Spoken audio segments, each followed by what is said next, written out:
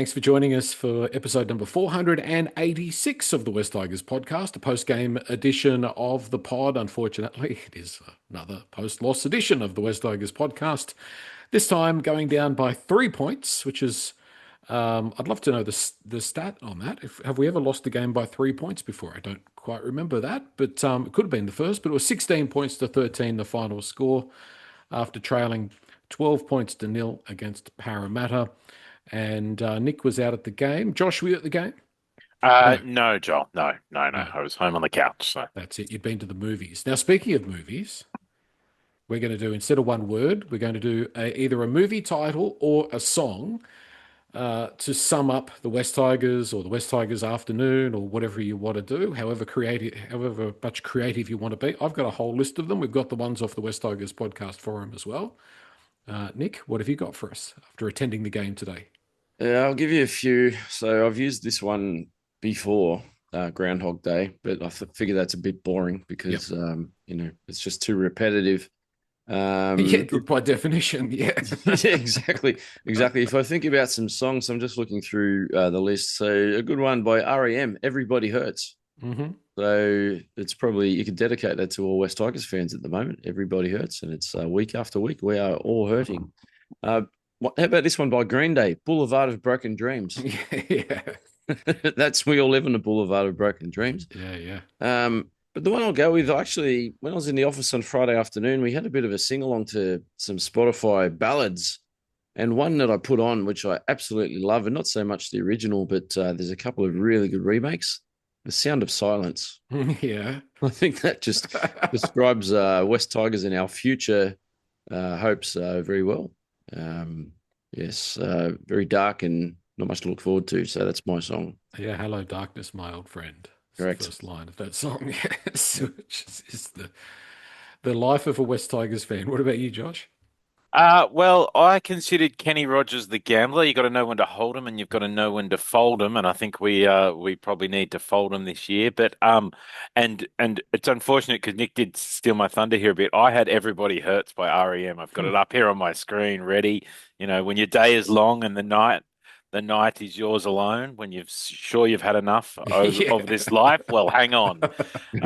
Don't let yourself go. Well, maybe the Tigers should let themselves go. So maybe that. But yes, "Everybody Hurts" from REM was also my choice. So yeah, I feel like that's very appropriate, that song, for where we are at the moment. So yeah. Yeah, good one, boys. I've got a few here. We'll go movies first, just to mix it up.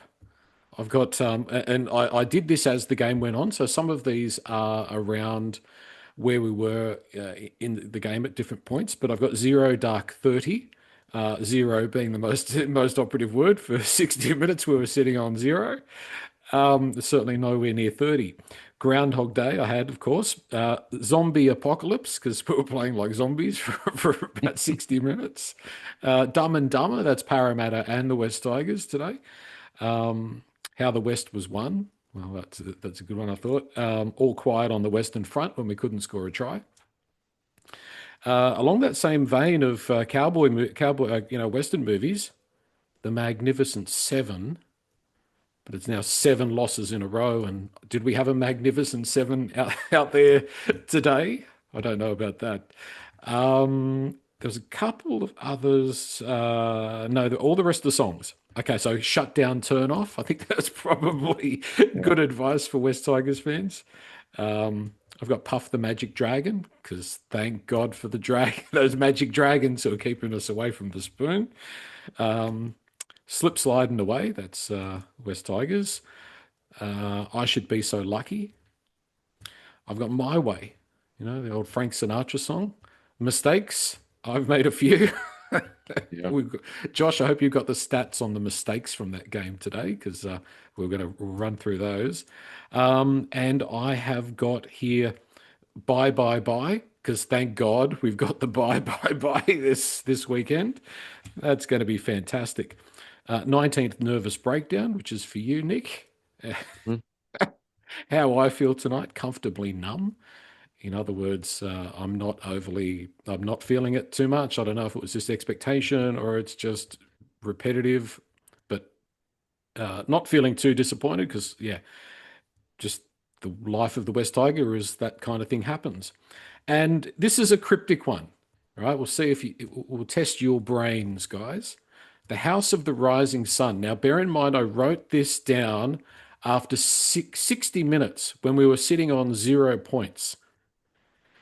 Do you know what the House of the Rising Sun is about? I do know that song well, but it's been a Mm. while. They used to play that at school. Every band when I was at school, every school band used to try and rock band used to try and play that. But Mm. it's been a while.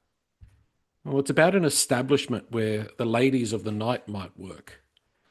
And after 60 minutes, I thought that was appropriate because West Tigers couldn't score, even in one of those establishments where there are ladies of the night. So that's how the House of the Rising Sun came up. We'll run through the It others also, Joel has a good as well. line. Tell your children not to do what I have done, to spend your lives in sin and misery in the house of the rising sun. So I'm going to tell my kids not to follow the Tigers, I think, and not live in that house of sin and misery. So, yeah. Yep. You know what? Yeah. Just on that line, I was sitting there in the stands watching the game this afternoon, this evening, with my boy Isaac. I've got three boys. My middle boy, a fella behind me in the Tigers jersey, towards the end of the game, tapped me on the shoulder, and he goes, "Why have you done it to him?" Mm. I said, "I know." I said, "I've got two others at home. They have no interest, so he's the only one." But yeah, we're suckers. Where do we start? Where do we start? There's a lot of heat on Benji. Why don't we start it with Benji? Some of the fans are turning pretty quick. I think any club that loses 7 games in a row, the fans are going to start turning. Maybe a little bit more so after the beginning to the season that we had. In the post-match press conference, Benji said we tried hard, had chances to win, but he was sort of, I don't know, Josh. To me, I don't know if you saw the press conference. Right. He put on a very positive spin on what most of us would describe as a pretty bleak sort of afternoon for the team. Yeah, I mean, if I look at this game in isolation, if I ignored that we'd lost the last 6 in a row, I go, well, we were probably the better team on the day, and we just couldn't finish it. Couldn't take our opportunities, and that's unfortunate. And sometimes at their home ground, I know it was our home ground, Yeah. technically our ground, but their home ground, that's going to happen. So if I look at it in isolation, I can see why. I mean, if you look back how we've played the last few weeks, we've been uh, well and truly smashed. So I guess it's been. And if we'd walked away at 13-12 with a win, would we have been elated? No, but would we have been happy and would it have been a good result? So I kind of think if you take the first 74 minutes, we probably take that as we were in a good position. So I can kind of see where Benji's come from there. And after a hard week and with the bye coming up, I mean, I don't think there's any need for him to come out and smash the team publicly. So, I mean, he did seem a little bit. I do wonder if he's starting to get a little bit out of answers though for what this Mm. team looks like. That's probably my wonder. At least for this season, I think I think the club and the team are very much looking forward to the off season. But they got up today for Appy's 250th. Like I thought, Mm. the execution was poor, but I thought they had a crack. Like it was very different to what we've seen the last few weeks. Like it was, they shouldn't have lost. Parramatta were woeful and made 19 errors, but I thought the effort that hasn't been there was there today for the majority of them. It just wasn't necessarily Mm. working. So I can see where he's coming from, but when the end of the day, we still lost to a Parramatta team that's fairly woeful. So yeah, Yeah. it's hard to be too excited. Well, I mean, that's the issue, isn't it, Nick? Is that it's all well and good to be up for a player's milestone game, but for fans, it is okay to be negative when the effort was there and the execution was so poor. Like, what hope do we have if that was us playing out of our skin, for want of a better term? Yeah, I think that just shows where we're at as a club at the moment. Just there's no confidence in the joint, Mm. and there were plenty of opportunities there today in the first half. I think we had quite a few attacking opportunities. I think AD threw a couple of poor passes. I know Patrick Herbert was it the second half when he was denied that try? First half. First half. But first half, yeah, that went very, very close, and I think we're a little bit unlucky because I don't know which Parramatta player it was. There was a leg in the way, Yeah. which may have shown that ball probably touching the line there. But yeah, we had some opportunities, but I guess that just goes to show a team that's now, what are we, 0-7 the last 7 weeks? Mm. I think our last win was the Titans game at Leichhardt, which seems an eternity ago. just shows where we're at. Just there's not much happiness in the place, and it's very, very difficult for things to go your way when you're not going out there and winning games when you're not performing. So it's just a very flat mood at the moment. Something that stands out to me, Josh, when I look at the team is I've never seen a team that's so bereft of set plays. 100% agree, Joel. Like you look at them attacking, and it's not like we even the tries today were just a couple of guys deciding to run hard, and a couple of Yeah, other moments, where we had and Taruva dropping that ball with the line open, and the Herbert one was Herbert running hard. I mean, that was maybe a bit of a play, the Herbert one, yeah. um, but we don't look, and I think it's hurting some of our. I think it hurts Buller in attack, especially because Mm, we're not like I watched the Roosters the other night and other games as well, not just the other night because the Cowboys were woeful, but they create space for Tedesco. yeah, They create space correct. for their centers.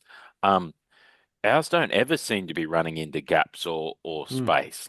And it's I think it's a lot of it comes down to I think it's all over the place. I think the forwards aren't creating that speed to play the ball, and then I think we're not the structure of the attack, as you said, looks really non-existent. mm. Like that's I think the Very one-dimensional. challenge. Yeah, Mm, and I think that probably shows out in the fact that we won a lot of the stats and the effort wasn't too bad today, but it mm. just there was no execution of the fact we had Execution. lots of balls. So yeah, weren't Mm, setting it up well. One thing I noticed, I sat on about the 30-meter line, but I noticed that we did at times play with a fair bit of depth, which I liked seeing. There was a lot of good ball out the back, but there weren't many players running lines, like yeah. coming back inside Mm. across the play. It was just, let's set deep, let's shift it left or let's shift it right. But then you Mm, get to a point where you reach the defensive line and no one's deciding to take on another line or another angle. So there's nothing different. It's just very predictable. And we just kept running ourselves into corners. But you're right, Joel. Like, what are they practicing? What shape? I know they look like they're playing with shape, but they're not playing with much, um, with many options off that shape. no, that's It's right. just very, very bland. It's very, what's the word? Like telegraphed, or it's sort of Yeah, like if you can pick us off. You only have to pick us off one thing per play, if that makes yep, sense. yep. And Luai is a perfect example of that, where he doesn't put. I don't know what it is about us. My football brain's not big enough to be able to give an accurate description as to what he does differently, but maybe it's just the fact, Josh, that we don't seem to have bodies in motion around him, and he gets the ball, and probably Doueihi does as well to a degree. He gets the ball, and everybody's waiting to see what he does, rather than the other players around him sort of taking that initiative and trying to create opportunities around them. Yeah, I think that's part of it. I think also we're not getting the fast play the ball in the attacking areas. Like to Yeah. the forwards, like Terrell May is it's a slow play the ball. Like it's a Mm. slow play. The defense is all getting themselves set, even not the play the ball itself. Everybody stands around and ducks around and it gives everyone time to get back. Seafath is probably the same. Sione Fainu playing on an edge is the same. Twal is not particularly in the attacking area, getting a quick, I think and then we also saw today, like even when Pole scored that try, like it was amazing, and we'll probably get to that. Mm. But he had to run straight and hard through the middle because no one else was there was just no one else kind of doing Yeah, anything. They there's were all nothing else standing happening. around. Mm. Yeah, yeah. So I kind of like, and I know when your attack's bad, a lot of criticism goes on to the backs and the halves and the spine, but the forwards have got to be like the reason we were scoring actually, and I kind of thought back to early in the season, we were scoring a lot of tries in that kind of either side of half time. Is that Royce Hunt and Sione Fainu were Mm. coming Mm. on after 25 minutes, and they were running hard and creating quick Yeah, play the ball. Like it was that Fanua momentum. correct. Pole. Fanua Um, Pole. Yeah, and yeah, Pole. he's been Not coming Royce on and Hunt. doing it, but Yeah. yeah, I mean, Royce was kind of setting up a lot of like I think back a lot of that's quick play the balls that set up Mm. kind of a chain reaction of, and maybe it's because blokes are injured, maybe because of things, but we're not in that attacking zone. Everything's done at a slow pace, Yeah. and I think that once you slow out of the ruck, there's not much halves can do anyway, or backs can do. I agree with you. There's then not guys moving, but perhaps they're not moving because by the time the 5'8's got the ball, the defenders are Yeah, they're already right on half a him. 5'8. They're right on them, Mm. and Yeah. therefore where are you going? So Yeah. yeah, You did say Royce Hunt there twice. Royce Hunt didn't play, right? Yeah, but I'm saying that was what it was earlier. in the earlier Oh, in the Royce Hunt. season. Okay, Yeah, right, yeah, yeah, Royce Hunt. okay. Yeah, One thing I'll say on Terrell, you mentioned about Terrell's slow play balls.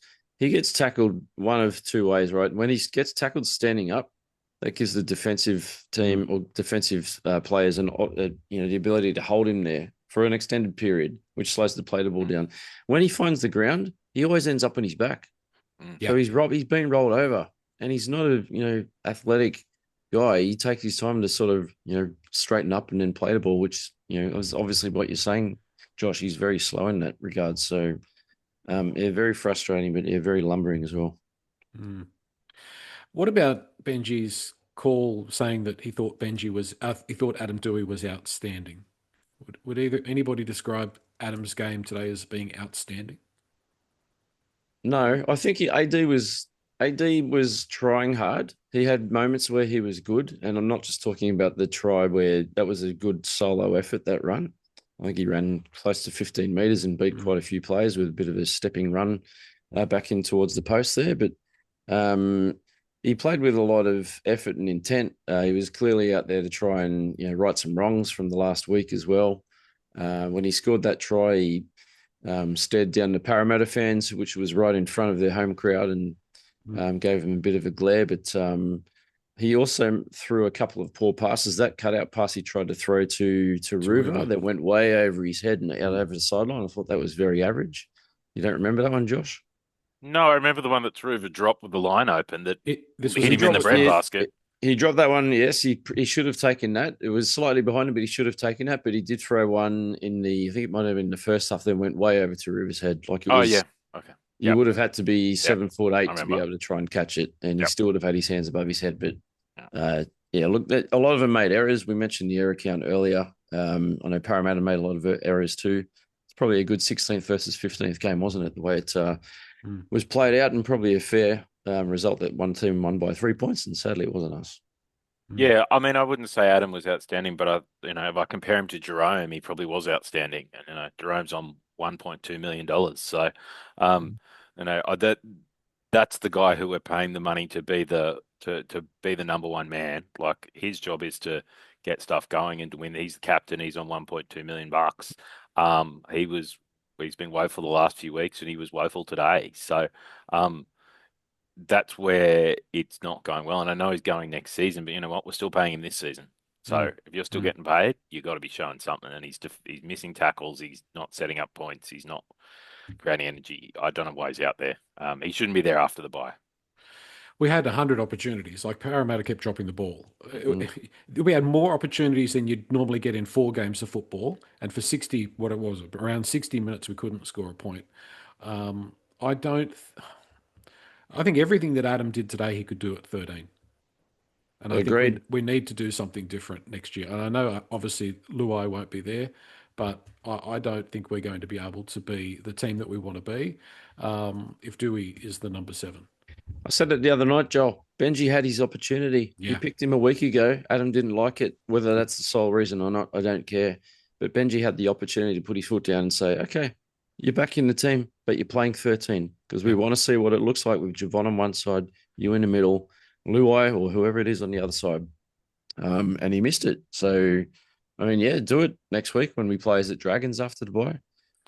Mm. I think it might be Yes. Dragons our next game. So, and you know what? I would do it to AD. I think I, I've said it several times, and I know people have shot me down and said we're going to get spanked, but I would seriously consider next year Latu and Javon in the halves, and I know it's very young and inexperienced, and AD in the middle of the two. I think he's your experienced half that can Mm. play in that sort of running Yeah. 13 role. So He could he's be a got first receiver. He can do lots of stuff. He can float from both different sides. But so long yeah. as they've got a game plan to work how that works out, I think it's workable. And off the back of that, we've said it before. The definition of insanity is doing Mm. the same thing over and over, and all we do is pick pretty much the same team week after week, and Yeah. we are still losing. Josh, was this the game that we should have debuted Javon in? I mean, it's against Parramatta. It's a home game. Yeah, I mean, I think last week, even before the Adam stuff, going to Canberra, Mm. down there against a side that was getting better was probably not the best place to debut him in. But you know what? Like young guys, you bring him in for a game or two, you put him back. I don't think that's necessarily a bad thing. And he went back today to New South Wales Cup and Mm. absolutely brained them. I didn't see the game, but I watched the 15-minute highlights before, and really it was Javon and Solomon Sakuru, Yeah. playing against destroying the Eels reserve grade. So, Mm. um, yeah, so obviously he came out of that well. So I think he'll definitely be back. But yes, I think the home game would have been a better option. It'll be interesting to see what happens after the bye, although Larcher's still out for another week. So it'll probably be more interesting to see what happens the game after once Larcher's back, Yeah. to where they all shake around. But yeah, it'd be interesting to see what happens, and then what happens with an off season to prep Mm. things where they decide to put them. I'm not convinced having Latu and Javon as two young kids in the halves uh, isn't too much. Individually, I think they're both probably you could have one of them. I think it's a challenge to have two of them without Mm. much first grade experience in the halves. In our team, yeah, it's probably not ideal. Yeah. Anyway, that's a fair way down Yeah. the track still. You mentioned the definition of insanity, Nick, doing the same thing over and over again. Benji's also copping some heat over Makasini. We just mentioned Sakuru, who's killing it in New Yep. South Wales Cup, cannot get a go. I mean, how many games has Makasini cost us this year? He's cost us a couple of games with his defence. Sadly, that miss was very costly at the end of the game. Yeah, and I've watched that back. I saw it when it happened live. It was kind of a bit of an angle, and I thought, who missed that tackle? And watched the replay, and it was Makasini. He sort of got stuck between the two attackers running at him, and he didn't know which way to go, and he just kind of fell. Mm. Caught completely flat-footed. But yeah, he's missed a few this season. You're right, Joel.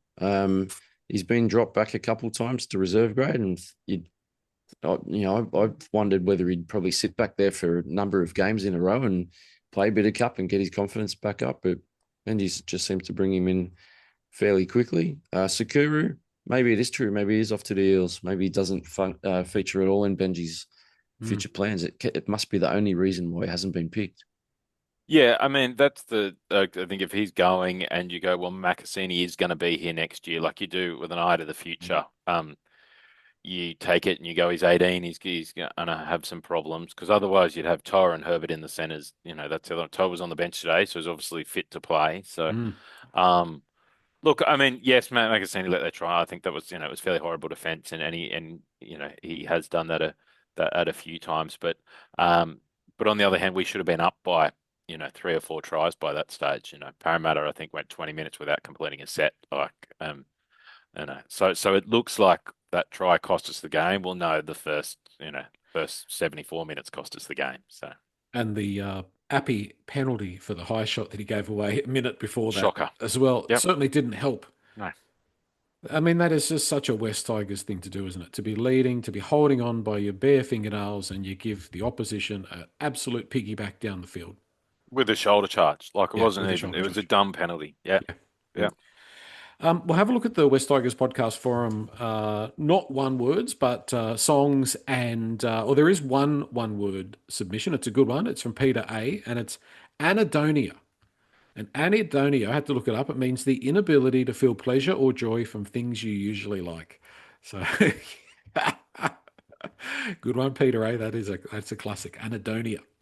We'll have a look at the stats in a sec, Josh, too. If you get those stats right, I want to have a look at those mistakes and a few other things. Dirty Reds, their song was "Dead" by the Pixies, and I don't know that song.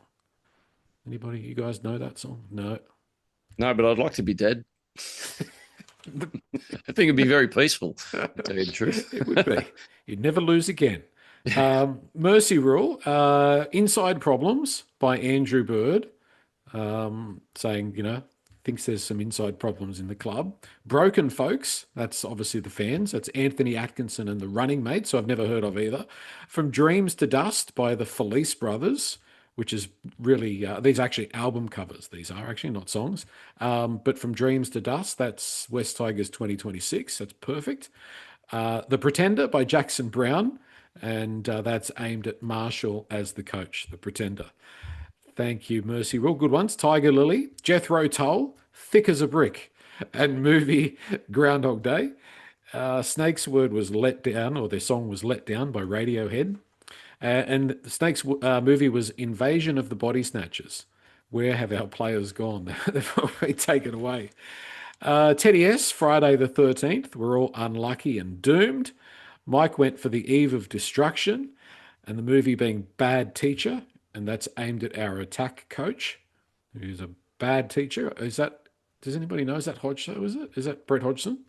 Attack Yes. coach, yeah. Yeah. Yep. Natmac 78, The Pursuit of Happiness. We're still looking for it. Been lifelong. Yeah.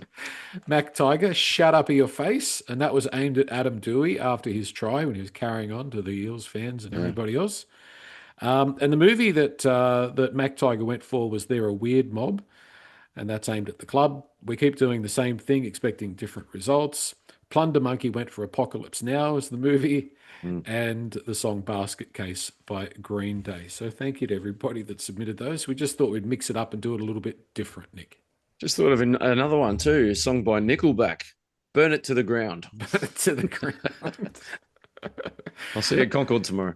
Well, if things don't change, a certain Beatles song is coming to mind, and that's called Revolution. Yeah. But anyway, Josh, what are some stats that stand out? What was the error count? It had to be over 30. The error count was 34. So Wow. 34 errors according to NRL.com, along with 11 penalties and only five six agains, four to us and one to the Eels. So, Yeah, I thought we got the better of those. Yeah. we did. We got 6 penalties to 5, and we only made 15 errors to 19. So we actually won all of those stats, but that's means every minute and a half of this game there was either a penalty, an error, or a 6 again. So Yeah. that probably shows that it was a fairly low quality outing from both sides. Some interesting pieces is look across the stats. We had 55% possession, so we should have won this game. You know, against a team making that many errors, 55% possession. Our completion rate was 10% better than theirs. We made an extra 300 meters. We had more line breaks. We had almost double the amount of tackle breaks that the Eels had, which speaks to our defense was, probably better than theirs over across the field.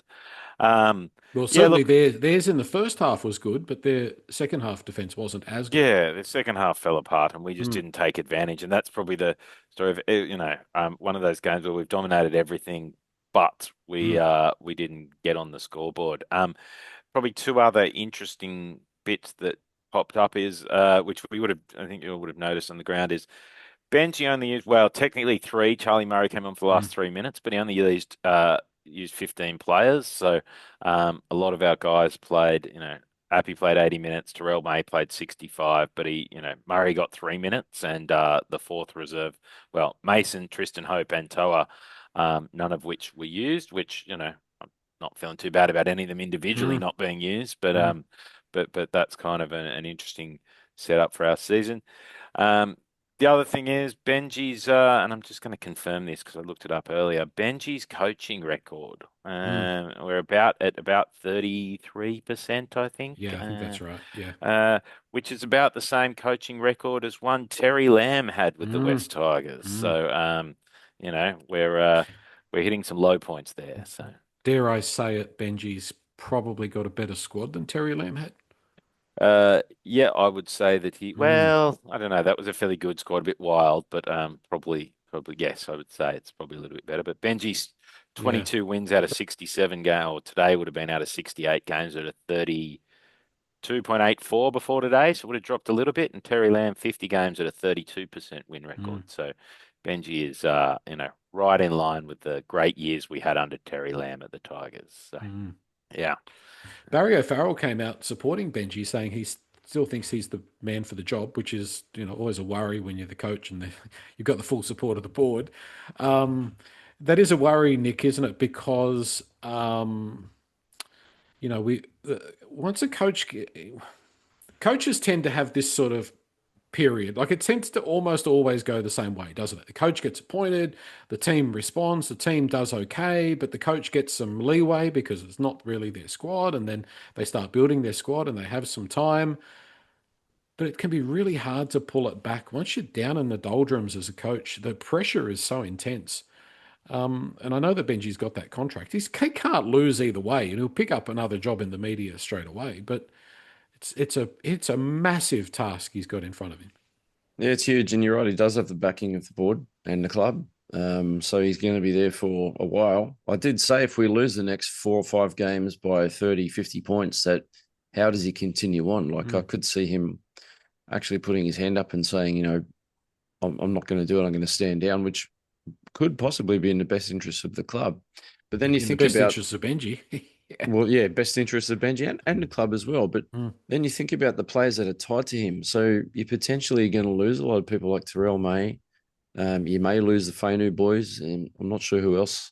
I know Uppy probably came a lot for Benji as well, but a lot of quality players that you can build a team around. But I don't know, we're struggling. We are struggling. Benji's obviously struggling as a coach. We've talked about how it almost looks like he's running out of ideas. He picked a really odd bench, and I did say, a couple of nights ago on the pod that I expect a lot of players are going to play big minutes because I can't see a lot of those bench players being used, and that's what happened. So I don't know what we do. He's going to have a huge reset after the bye. We've got the Dragons. I can see. Can you imagine the Dragons they're going to come last? Like they've got that wrapped up. Yeah, the wooden they do. spoon Yeah. is theirs. They're going to probably beat us twice in the season. Like that is really, really bad.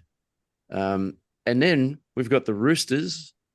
I know the Cowboys after that, like I know they got absolutely pumped by a record score a couple of nights ago. But it'd be so West Tigers to turn around and get beaten by 70 by the team that got beaten 80 by conceded 82. Yeah. 100%. And then most likely, as Josh always says, we've got the Windsor Wolves in round 27 who will probably also beat us as well. I can see us losing. Say you'd have to be on the Wolves at this stage, wouldn't you? I think they'd be strong favourites coming into round 26. So 100%. But you think then we're going to go what our last probably 16, 17 games will be 2 wins and 14, 15 losses.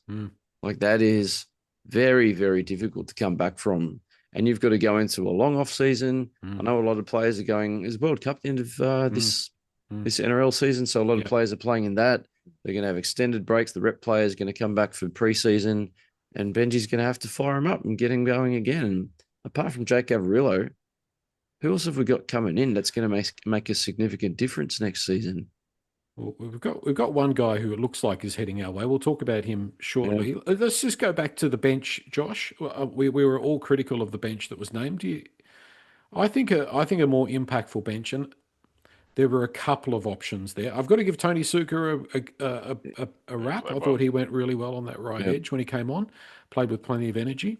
But I think the bench cost us ultimately. Yeah, but I'm not sure what I would have done differently. I mean, would you have taken Appy off? Like that's you would have had to take Appy off was probably the other whoever you had on there. That was kind of probably the way you'd have some impact. Twile had a break. You don't want to take Samuel Fainu off. The other forwards all had a break. I don't think they played. Appy played a lot of minutes. Samuela played the 80. Terrell May 65, 12 66. That's kind of the minutes they generally play. It would have been less minutes for some of the guys off the bench. So you would have just had less minutes from Sukar and less minutes from Seyfarth probably for someone else. Like, I'm not sure it really. I'm not sure that makes a difference. And it might make a worse difference. Like, did you have Mav Guy? It's like, look at the guys in reserve grade. It's forwards that you bring onto that bench or you're having Andrews, but then he comes on for one of the like that whole moving halves and things during the match doesn't really, really help. So I thought Fanua. Sorry, Josh. I was going to say I thought Fanua was good off the bench. I'd much prefer him bringing on that impact. Yeah. The only other thing I probably would have done was maybe start Suka on the edge and put Sione back on the bench. Yeah. And use him for a bit of thrust off that interchange bench. But we had minimal options, which is why we didn't see many of those guys rotating into the team. But disappointing. And we had no injuries for one of the few times this year. The reason we probably only used 3 is because no one was injured. So nobody hobbled off. Yeah. We have the worst defense in the league. 589 points we've Yep. conceded, which is more than the Dragons. I think the Dragons were 569, I think. They always talk about defense being about attitude. Is that an obviously John Morris looks like he's going to the Dragons. Man, the Dragons, like why would you appoint someone? No offense to John Morris, who I'm sure is a lovely guy and all of that, but why would you hire John Morris when you've been the West Tigers defensive coach through the last few years and this year when the team's going to concede over 600 points? That's a strange one. But anyway, is that a sign that our attitude at times is poor, boys? Do you think that that's an effort thing that our defence has been so consistently poor this year? Bearing in mind there were a couple of floggings in there, which obviously inflated things. Yeah, I mean, I don't think necessarily that. I think defense is not like I look at a defensive coach. I don't think our defensive structures are Mm, too bad, and so that's why I go, well, is it the defensive coaching? I probably don't think it is. Like, I think it's a lot of the when we've been because the first 8 weeks the defensive structure was the same as it was for the next 10 weeks. So mm, therefore, I go, well, actually, it's coached reasonably well from a defensive structure point of view. Um, but it's been the effort. Injuries obviously play a part. You bring blokes in and out. Selection plays a part, like mixing guys mm. around in combinations and Yeah, which we um certainly and, and have done. injuries and things. I mean the Cowboys are coming ninth and they've led in 550 points. So Mm. I mean the 84 helps, Yeah, but that's but Mm. so did the 60 something we led into Penrith. So yeah, I think a lot of it's down to not having the players there and not having the combinations, and then um and injuries. And so I think a lot of that over the season has worn down, but I think the effort a few weeks has been relatively poor. But today we let in, 3 tries, and I don't think the last one was obviously a Maxine mistake, but I don't think we were particularly bad in defence today, and it was the mm. same. We were lucky a few times. We're lucky a few times, but that Mm. happens to teams every week. So we were unlucky with the ball, so you can also say so were the Eels. So Yeah. yeah. I know Para got through us a couple of times today and they spilt the ball a couple of times. Or I know at one point in the first half, I think it was AD came in chasing Josh Josh Adokar and Adokar. Mm. managed to sort of knock the ball out. They did get through us. But I actually think we're a little bit tighter with our defense the last couple of weeks out wide. I feel like we're not being run around as easily as what we had done the sort of month or 6 weeks leading up to the last couple of weeks. I Mm. know the points against haven't been as bad. Mm. Not sure if that's a defensive improvement. I know that Junior Tupu has been added into the team. Maybe changes a little bit there, and Skelton's obviously been dropped. So maybe a couple of positional changes. And Paddy Herbert, of course, the last couple of weeks has been Yeah. added too. So I think he's probably been doing fairly well defensively. I Mm. was going to say, I think both those two. Actually, weirdly enough to say, I think we've had a lot of different blokes on the left wing this year. I think Junior Tupou has been the pick of them. I know he's been playing in losing teams, Mm. but defensively, Yeah. staying on his guy. He's keeping his gaps. Like if you Mm. watch him on that edge, and Pat Herbert is just strong and like he's not amazing, but he's strong and He's and he's been strong and our, solid. yeah, Yeah, he was very very good. physical today again. Yep, He was good. For somebody who's not his biggest fan, I thought he went well. it was close to our best today for me. Mm. I thought he was across the board. So. I wish we could merge parts of a couple of players Yeah. together. Like Junior Tupu, I love his speed. And today he was sprinting at the defensive line really, really quick, but he was getting hit and like Mm. dropped like really quickly. He had no thrust. If we could add Skelton's thrust Yeah. into the way Tupu runs, that would be the ideal winger. Yeah, we I'll need to do it. Frankenstein a few of them. Yeah, correct. Frankenstein's monster. A couple of those bolts sticking out the neck. Yep. Yeah. I've got a little bit of a conspiracy theory.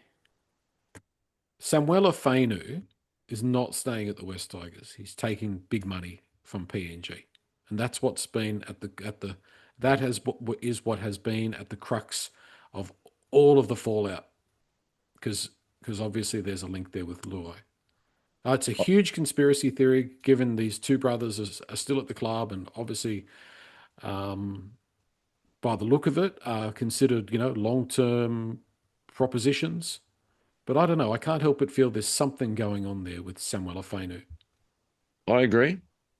Um, I was at a fan event before the game today where Sean Milkamp was actually interviewed. Hmm. and he actually made a comment about in response to a question he was asked about the point of when the season tipped from being 5-2 early on, and then we started losing games, and he made a comment about our number 6 and how things started to turn south off the back of that player's decision. And I know that it was said early in the season that Romy had an agreement with Benji not to recruit from within, but I would not be surprised if there's a little link there with Samuela. And yeah, you have to think like Samuela's holding out, right? So he's gonna get very attractive offers right across the NRL, but PNG is going to blow anyone out of the ballpark. Yeah, that's what I was going to say. I don't think it's just PNG. I mean, he's young. He's an exceptional talent. I think there'll be lots of guys for him. And it's an interesting question. I was listening to one of the Triple M podcasts. We're kind of talking about players off contract in different positions, and the interesting thing is though that second row position is probably the strongest position off contract at the end of next year. Like there's a lot of guys who are good players. Like most of the guys who played Origin this year are kind of off contract at the end of next year. So, I absolutely want to keep Sam Weller. I think he's really important, but there is a limit to how much money you can pay a second rower. You've already got Kai Pearce-Paul on the other side, and if you didn't have the interesting challenge is the three of them. You've got the fact there's the three brothers there, and you can't upset one. Like I think my thoughts is he'll stay and we'll have to pay him a whack of money, but I think there's got to be a limit to. Like I think he's exceptional. I think he's going to end up being an Origin back rower, but there's a lot of good back rower, and the difference between a great back rower and a good back rower is probably not the same as other positions necessarily. I think the difference between a great halfback and an average halfback is huge. Paying a back rower $1 million is a recipe for disaster. Well, when you're already paying 600 grand for Kai Pearce-Paul on the other edge, you got to be careful how much money you put into second rowers because you got to find that elsewhere in your cap. So, but I hope he stays. I think I hope he stays, and I think he will with the brothers. And I think I don't think he'll go to PNG because I don't think he'll want to be that far away from family. That's my thoughts. So Sean was asked today about Samuela and the re-signing and the importance of that, and Sean's response, if I can summarize it fairly roughly, was Samuel is obviously a player that we want to lock down, but we're going to offer him money that we believe he deserves and money that we can afford.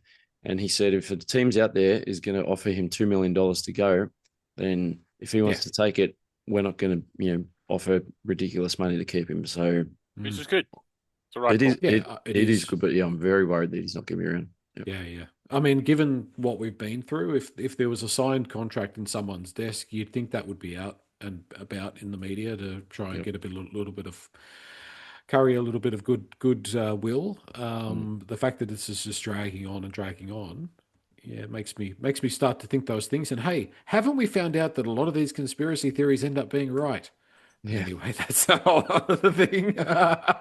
Maybe not. I'm not as convinced by that, Joel. I knew I think you only remember the I knew ones you'd that bite are. on that, Josh. Yeah, that's it. I knew you'd bite on that one. We have guys playing busted, is what Benji said, and they should have probably had surgery.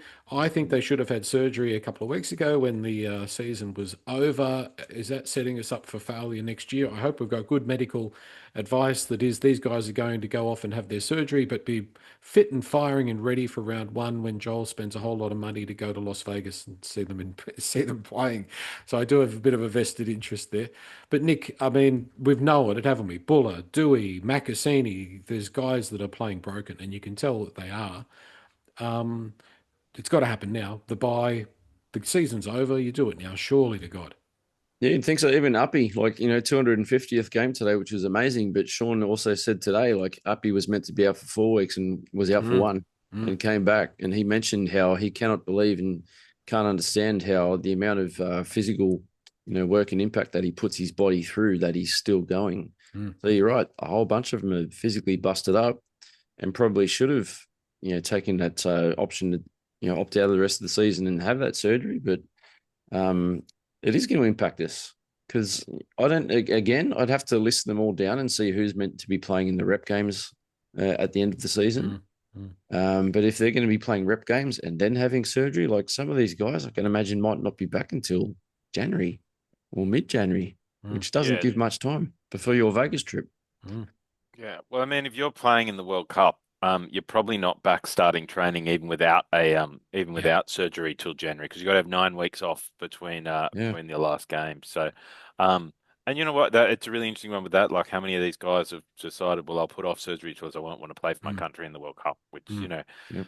it's hard because you're a club. You go, well, I'm paying you, but also I don't think the clubs well, clubs can't force a guy into surgery for one. Mm. Mm.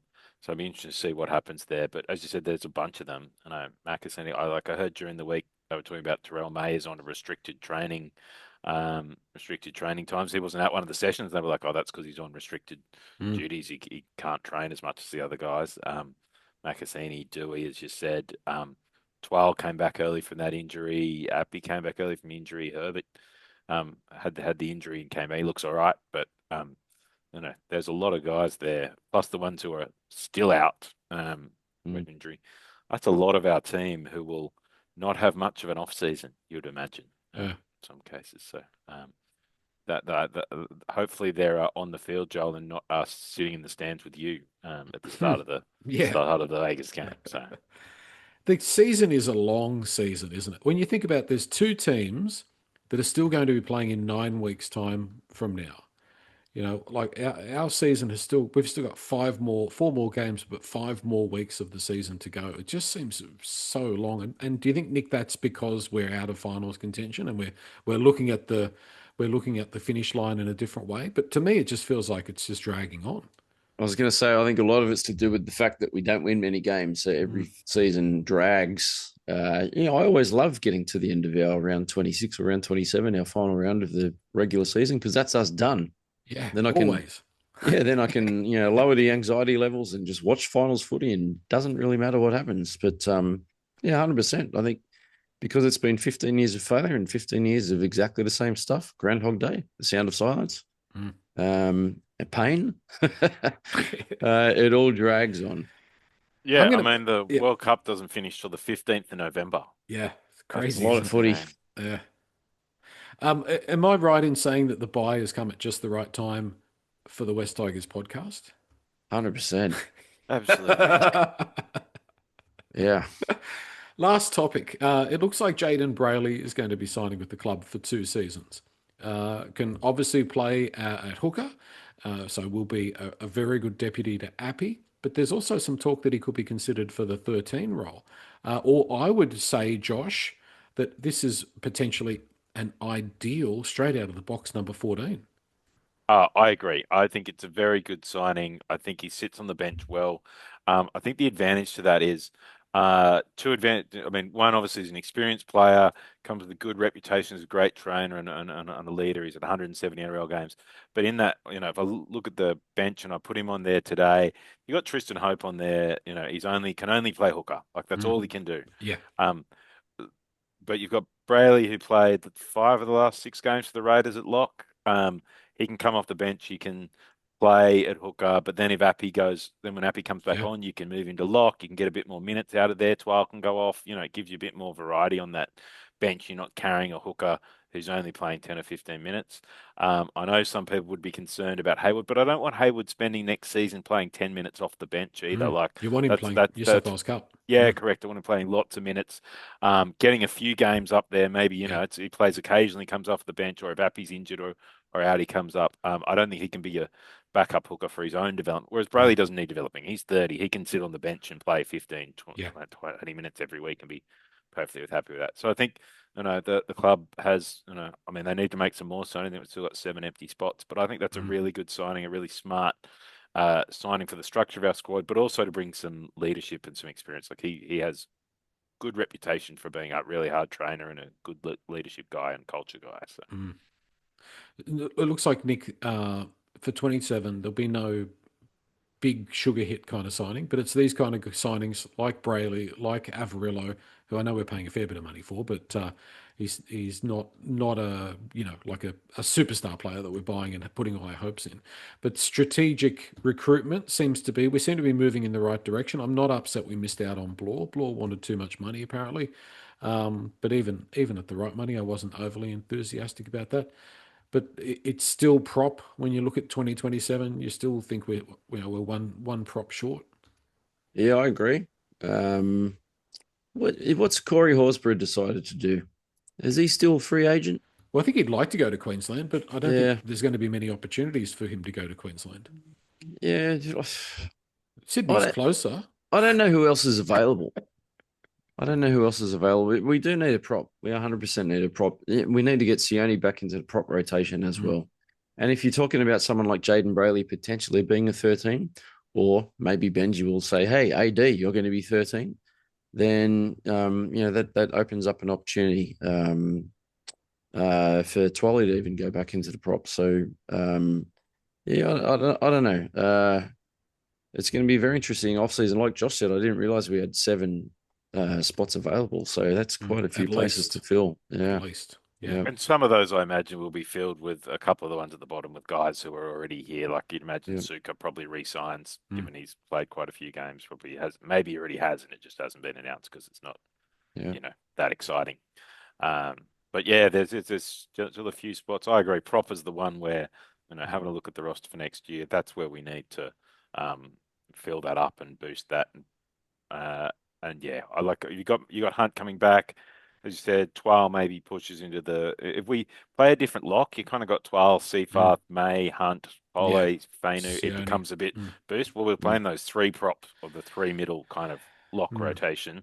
We definitely need some more. So it'll be interesting to see what happens there about how we structure the side. I'll give Seafarth a rap. Thought he was good today. He tried hard. He tried very hard. Do you think that was a try? That runaway? I mean, it was a strip, right? No, was that a strip? He knocked it on. I've seen worse given, but I agree. I think it goes was against us. I think what he should have done is got tackled. If he got tackled a meter out, I reckon he would have played on from that. So yeah. Oh well. It was exciting to see. Great to watch.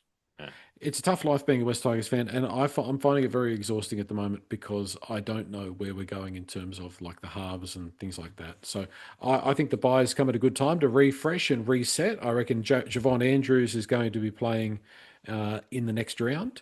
I'm pretty sure that's going to be the case. I hope Doueihi's not stubborn, and I hope Doueihi goes off and gets whatever surgery he needs, because there's a lot of eggs in that Doueihi basket for next year, although I don't know how that's going to play out. We'll have to wait and see. Yep, I'd love to see Javon. I hope he's back too. Well, we won't. To the detriment of the Magpies, because as you mentioned, Josh, it was a big win by the Magpies. Yeah. The 50 to 24, and he had about 7 try assists, I think. Yeah, impressive. Again, very impressive. Yep. Yeah. Well, there won't be a midweek edition of the pod, so unless something catastrophic or amazing happens. Just made my week, Joel. Yeah, exactly. So put your feet up, have a rest, and we'll regroup for the West Tigers podcast at some stage down the track. There won't be a post-game edition of the pod next week, but we might do something. We'll see what happens. Thank you, boys. Thanks, Joel. Up the Tigers. Go Tigers.